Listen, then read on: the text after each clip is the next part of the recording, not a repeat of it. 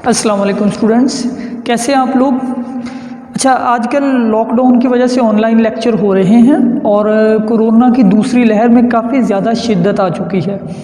तो इसलिए मेरा आप लोगों को एक मैसेज भी है छोटा सा कि अपने घरों के अंदर ही रहिए ताकि ये कोरोना में थोड़ी कमी आ जाए। अब ये बहुत ज़्यादा हो रहा है, वरना ये आपके स्कूल्स जो हैं वो 1, 2, 3 महीने और भी बंद हो सकते हैं। तो इसलिए हमें एहतियात की ज़रूरत है। सो बच्चों, अब टॉपिक की तरफ आता हूँ। टॉपिक है हमारा आज डेवलपमेंट ऑफ चिक। बहुत अहम टॉपिक है ये, और ये टॉपिक आपकी जान भी नहीं छोड़ेगा, ना एफएससी में, ना बीएससी में, ना एमएससी में। ये टॉपिक बार बार रिपीट होगा। अच्छा, डेवलपमेंट जो है इसमें आपने सीखना है कि एक जो अंडा होता है उसमें से एक चिक कैसे निकलता है। मुर्गी के अंडे से हमने मुर्गी के अंडे को लेना है और देखना है कि उसमें से चूज़ा कैसे निकलता है। पहले तो आप जनरली समझिए कि मुर्गी के अंडे से बच्चा कैसे निकलता है।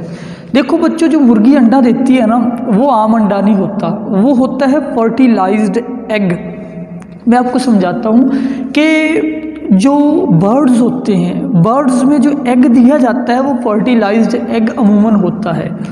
अच्छा, यहाँ पे आप ना कुछ बच्चों के घरों के अंदर मुर्गियाँ लाजमी तौर पे होंगी। तो अब मैं आपको बताता हूँ कि देखिए, जब हैन और जो कुक होता है, रोस्टर, उनका मिलाप होता है, उसके बाद मुर्गी अंडा देती है।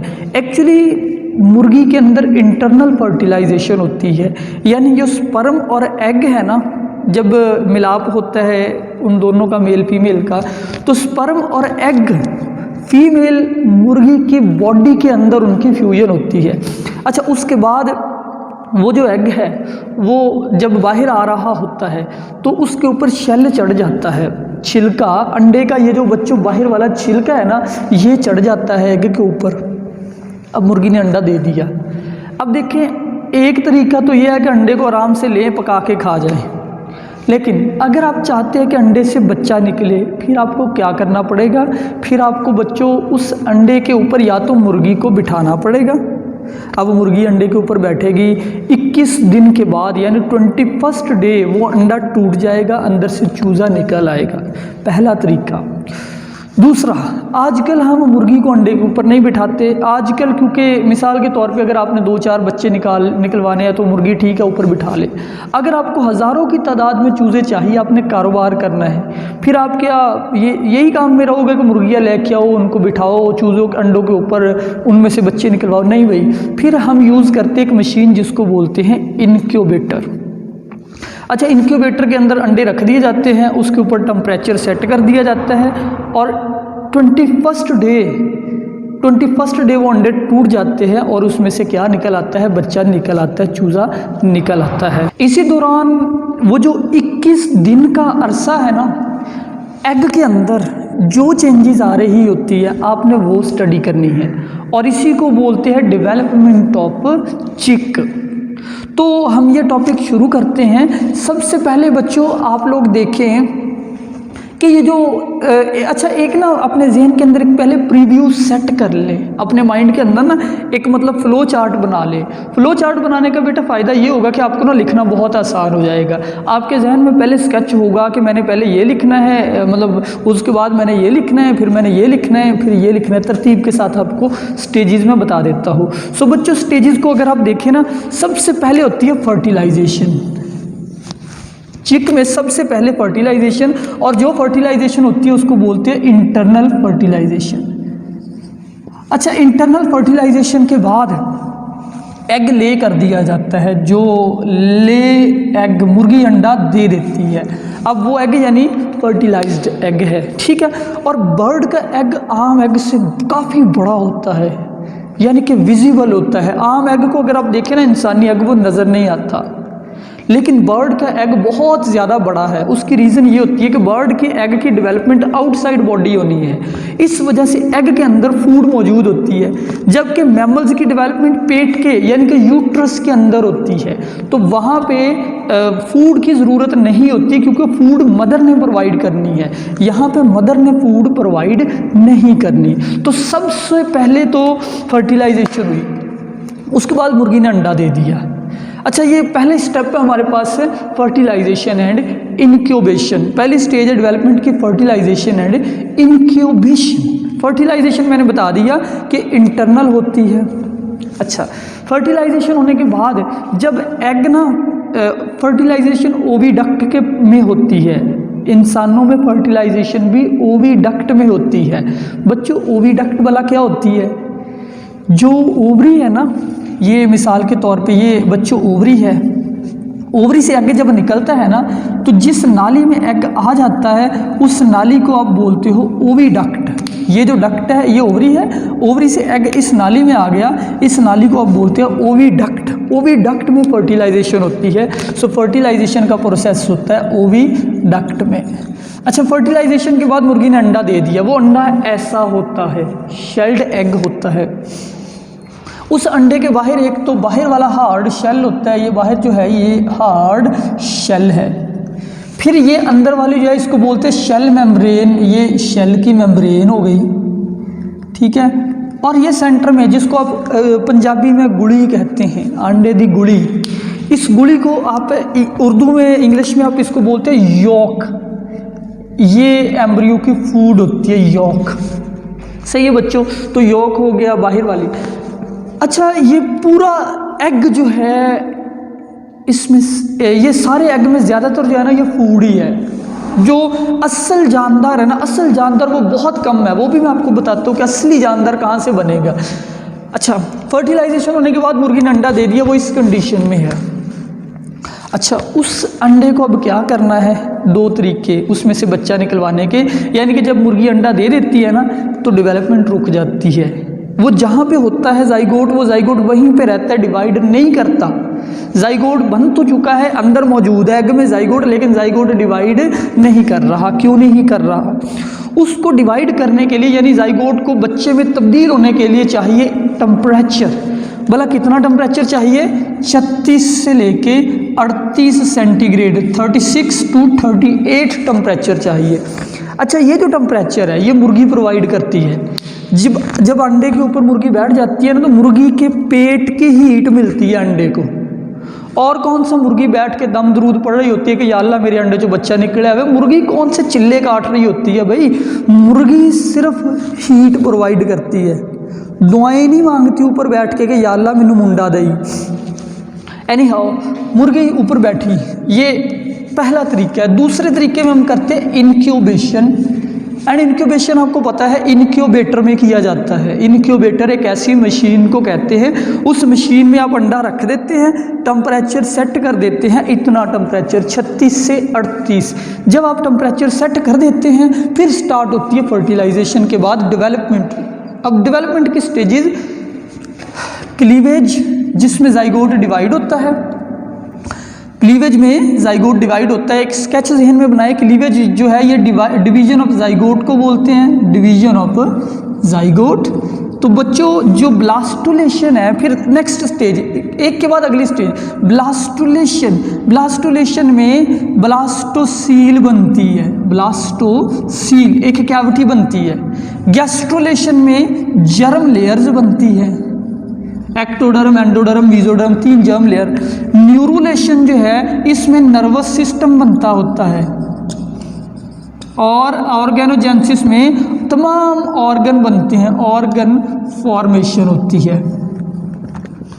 अच्छा, इसके बाद जब ऑर्गेनोजेनेसिस पूरी हो जाए फिर सिर्फ ग्रोथ होती है, यानी कि वो जो चिक बन चुका है अब वो साइज़ में बड़ा होता है। ये मैंने आपको एक जनरल स्केच दे दिया कि कैसे डेवलपमेंट होती है। अब आ जाते हैं आप पहले स्टेप की तफसील देखेंगे हम, दैट इज़ क्लीवेज। क्लीवेज कैसे होती है बच्चों, इसकी पूरी तफसील आप देखते हैं। Cleavage first step. क्लीवेज क्या है? Division of zygote. Division of zygote is called cleavage, division of zygote. अच्छा, क्लीवेज के नतीजे में जो सेल बनते हैं उन सेल्स को आप बोलते हैं ब्लास्टोमर।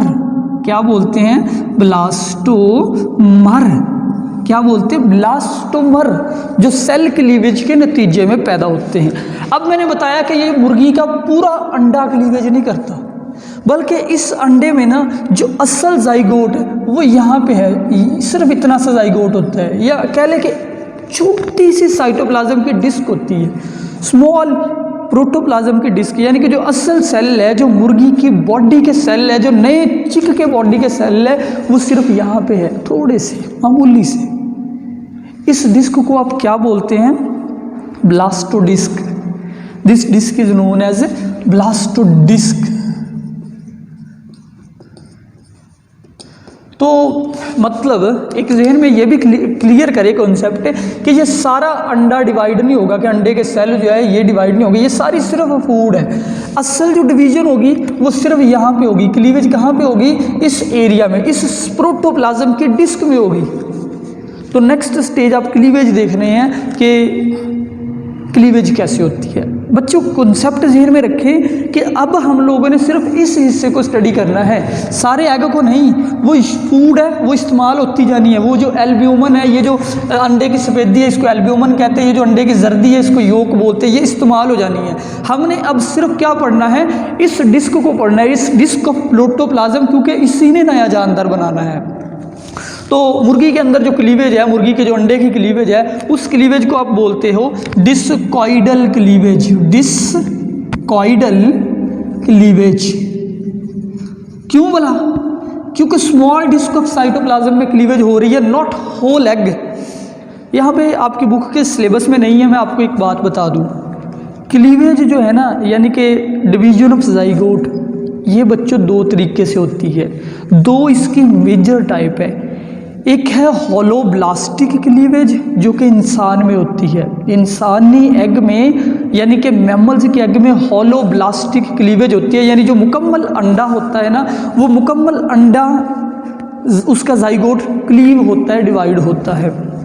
जबकि यहाँ पे जो दूसरी क्लीवेज है ना, दूसरी बड़ी टाइप क्लीवेज की, उसका नाम होता है मीरोब्लास्टिक क्लीवेज। होलोब्लास्टिक क्लीवेज में सारा अंडा डिवाइड होता है, मीरोब्लास्टिक में अंडे का सिर्फ कुछ पीस डिवाइड होता है। सही है? तो मुर्गी के अंडे का सारा अंडा डिवाइड नहीं होता, सिर्फ यहाँ पे डिवीजन होती है, यहाँ पे क्लीवेज होती है, इसलिए ये मीरोब्लास्टिक क्लीवेज है। और मीरोब्लास्टिक क्लीवेज की कई किस्में होती है। उन मीरोब्लास्टिक क्लीवेज की ये किस्म है डिस्कॉइडल क्लीवेज। कौन सी किस्म है? Meroblastic discoidal cleavage. एक वर्ड यहाँ पे और यूज हुए क्लीवेज में, एनिमल पोल। वो कह रहा है क्लीवेज एनिमल पोल में होती है। अब यहाँ पे मैं आपको एनिमल पोल का भी बता दूँ। अंडे के बच्चों दो पोल होते हैं, एक एनिमल पोल होता है अंडे का, दूसरा वेजिटल पोल होता है। वेजिटल पोल, एनिमल पोल अंडे का वो हिस्सा है जिसमें लेस यॉक होता है, जिसमें लेस यॉक होता है, जिसमें ज़्यादा यॉक होता है, वो मोर यॉक वाला हिस्सा वेजिटल पोल होता है। अब एनिमल पोल, जाहिर बात है कि जहाँ पे यॉक हो ना, यॉक का काम फूड न्यूट्रिएंट यॉक है, यॉक का काम फर्टिलाइजेशन डिवीजन नहीं है, ज़ाइगोट नहीं है यॉक। तो इसलिए एनिमल पोल के ऊपर जो ब्लास्टोडिस्क है उसमें क्लीवेज स्टार्ट होती है। अब यहाँ पे क्लीवेज होती कैसे है, ये मैंने कुछ डायग्राम बनाई है, ये ज़रा देखिए। अब ये बच्चों ये वाली वही डिस्क है, डिस्क ऑफ साइटोप्लाज्म, ये वो वाली डिस्क है जो मैंने बताई, ठीक है। अब ये यहाँ पे आपके सामने भी नज़र आ रही थी, अब ये मैंने बड़ी करके बता दी, क्योंकि मैंने बताया कि अब जो भी हमने पढ़ना है ना, हमने इसी डिस्क के बारे में पढ़ना है, क्योंकि इसी ने नया जानदार बनाना है, हमने बाकी चीज़ों के बारे में नहीं पढ़ना। तो देखिए ज़रा, सबसे पहले ये जो डिस्क ऑफ साइटोप्लाज्म है, इसमें क्लीवेज स्टार्ट होगी। अब क्लीवेज कैसे होगी? क्लीवेज देखिए ज़रा कि क्लीवेज बच्चों ऐसे होगी कि जो पहली क्लीवेज है ना, वो होगी यूं नीचे की तरफ। नीचे की तरफ जो क्लीवेज हो उसको आप बोलते हो वर्टिकल क्लीवेज। जो क्लीवेज नीचे की तरफ हो उसको बोलते हैं आप वर्टिकल क्लीवेज। तो क्लीवेज का जो पहला प्लेन है उसको आप बोलते हैं वर्टिकल क्लीवेज। अच्छा, वर्टिकल कैसे है, इसको समझने के लिए ना आप ये एक मतलब डस्टर है, इसको देखिए, या समझ लो आपके हाथ में ना एप्पल है, उस एप्पल को अगर आप ऊपर से नीचे की तरफ यूं काटें, ऊपर से नीचे की तरफ, ये वर्टिकल क्लीवेज है। यानी आपके पास जो डिस्क है ना, ऊपर से नीचे की तरफ उसको क्लीव किया गया। तो क्लीव करने के बाद बच्चों कितने सेल बन गए? 2 सेल। पिछले लेक्चर में मैं बता चुका हूँ क्लीवेज में सेल बड़े नहीं होते, ये 1 ये 2 सेल बन गए।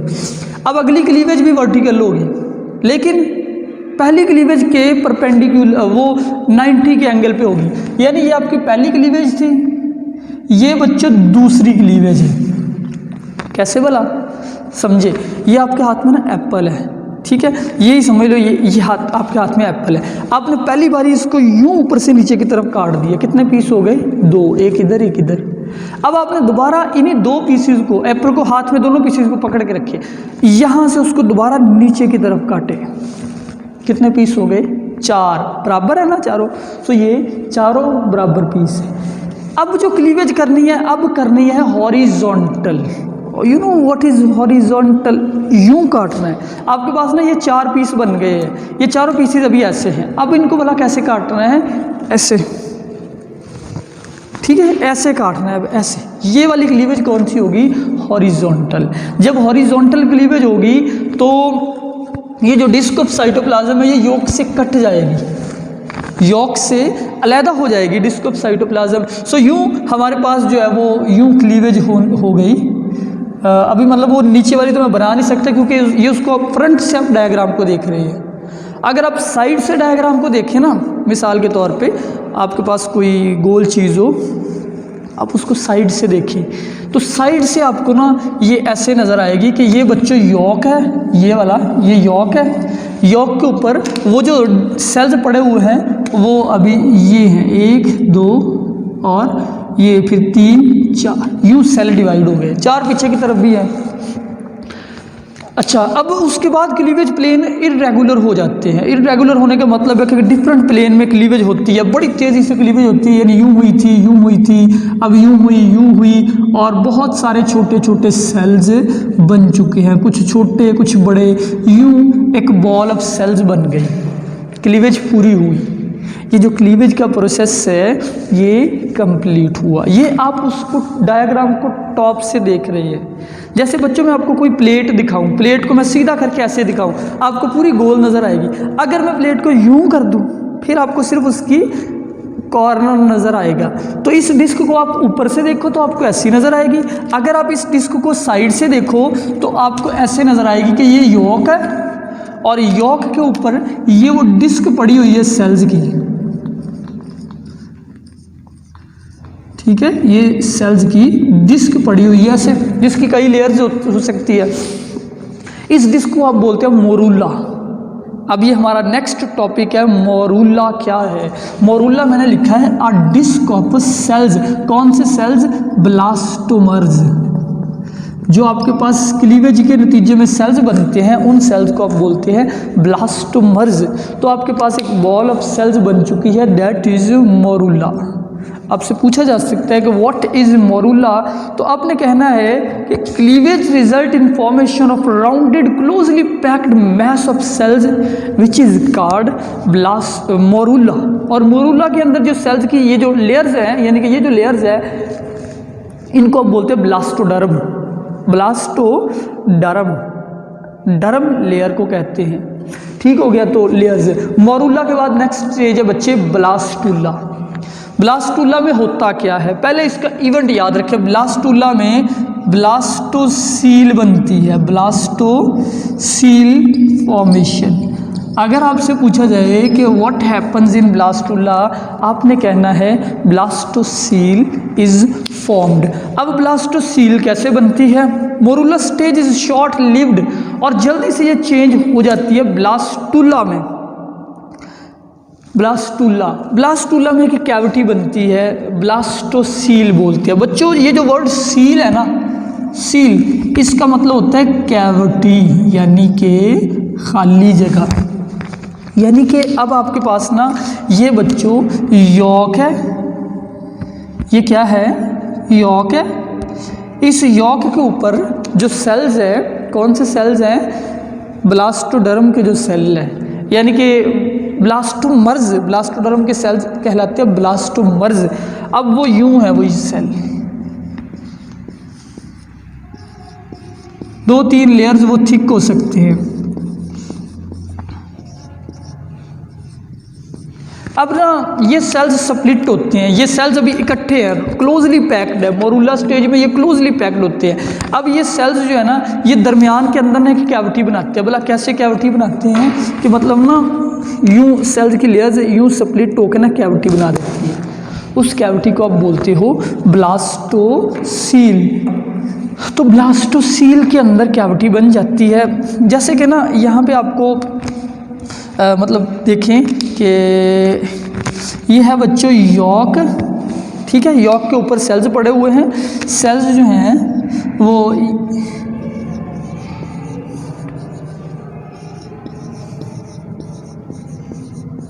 यूं हैं। अब इनके दरमियान में जो ये जो कैविटी आ चुकी है, इस कैविटी को आप बोलेंगे ब्लास्टोसील। ब्लास्टोसील, ब्लास्टोसील बन गई, कैविटी बन गई। अच्छा, ब्लास्टोसील में भी दो किस्म के सेल होते हैं।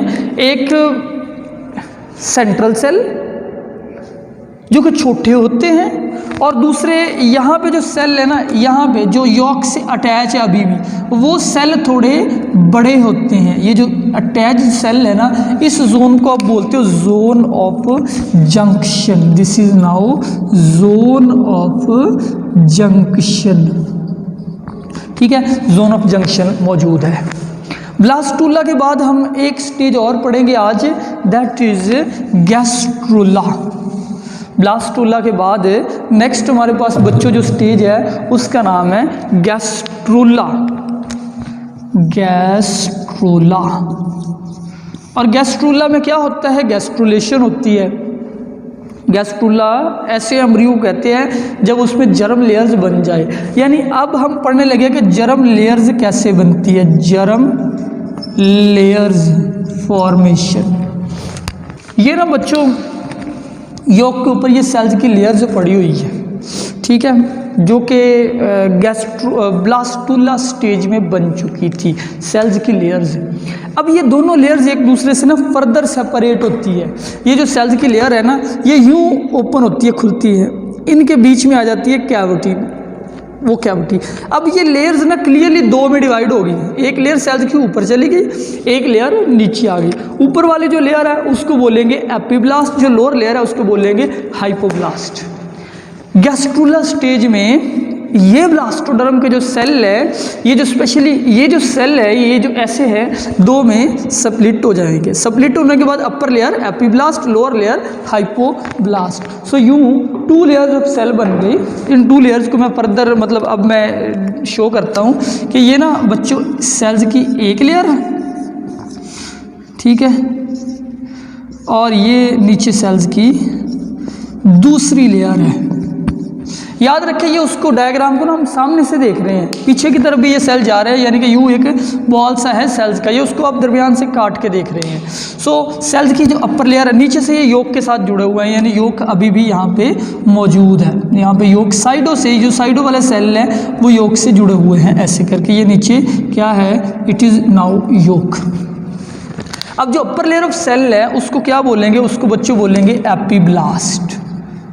Epiblast. Lower layer of cell को बोलेंगे हाइपोब्लास्ट। Epiblast, hypoblast. अच्छा, हाइपोब्लास्ट क्या बनाएगी? हाइपोब्लास्ट ने बनाना होता है आगे चल के, हाइपोब्लास्ट ने बनानी होती है एंडोडर्म। क्या बनाना होता है? एंडोडर्म। और ये जो एपिब्लास्ट है इसने बनानी होती है एक्टोडर्म। तो गैस्ट्रुला स्टेज में यही होता है, जर्म लेयर्स बनती है। तो दो जर्म लेयर बन गई, एपिब्लास्ट से एक्टोडर्म, हाइपोब्लास्ट से एंडोडर्म। तो हमारे पास बच्चों जर्म लेयर्स दो बन गई। तीसरी अभी बाद में मैं उसका बारे में आपको बताऊंगा। अच्छा, इसी दौरान क्या होता है? इसी दौरान ये जो आपके पास बन चुकी है एपिब्लास्ट एंड हाइपोब्लास्ट, इनके दरमियान ये जो कैविटी है दैट इज ब्लास्टोसील। एपिब्लास्ट और हाइपोब्लास्ट के दरमियान cavity is known as blastocoel. और ये जो लेयर ऑफ सेल है epiblast, lower layer of cell hypoblast. यहाँ पे ना दो तरह के एरियाज होते हैं।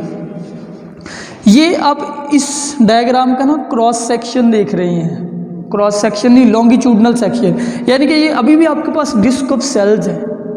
इस डिस्क ऑफ सेल को ना ऐसे है कि जैसे ना फूली हुई रोटी होती है, रोटी में हवा भर देना, उसकी दो लेयर बन गई, ऊपर लेयर, लोअर लेयर, अंदर जगह खाली है। तो ये बिल्कुल ऐसे ही है। उसको सेंटर से आप काट के दोनों हिस्सों के ना ऐसे वाइड करके देख रहे हैं कि ये अपर लेयर, ये लोअर लेयर।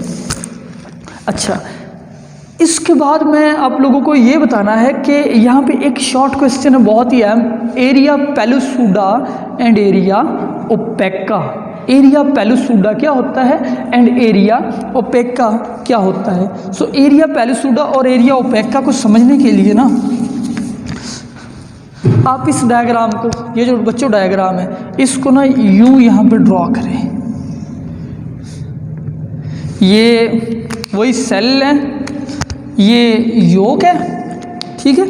अब ये जो सेल है ये आपके पास डिस्क ऑफ सेल बन चुकी थी, वो लेयर्स में बन गई। जैसे अब आप इसको टॉप से देख रहे हैं, यहाँ पे आप उसको साइड से देख रहे हो, यहाँ पे आप उस सेल्स को टॉप से देख रहे हो। तो टॉप को से आपको अभी भी गोल से सेल ही नज़र आएंगे, उनके दरमियान कैविटी है। जैसे गोल रोटी को आप ऊपर से देखें तो आपको गोल ही दिखाई देगी। कितनी फूली हुई है, कितनी मोटी हुई है, इसके लिए आपको साइड से देखना पड़ेगा। ये साइड डायग्राम है, ये ऊपर से डायग्राम है। अच्छा, इस ऊपर वाले डायग्राम में अब ये जो सेल्स होते हैं, ये जो सारे सेल आपको नज़र आ रहे हैं, ये सारे एपिब्लास्ट के सेल्स हैं। यहाँ पे दो किस्म के एरियाज आ जाते हैं, area पेलुसुडा, area opaca. Area pellucida क्या है?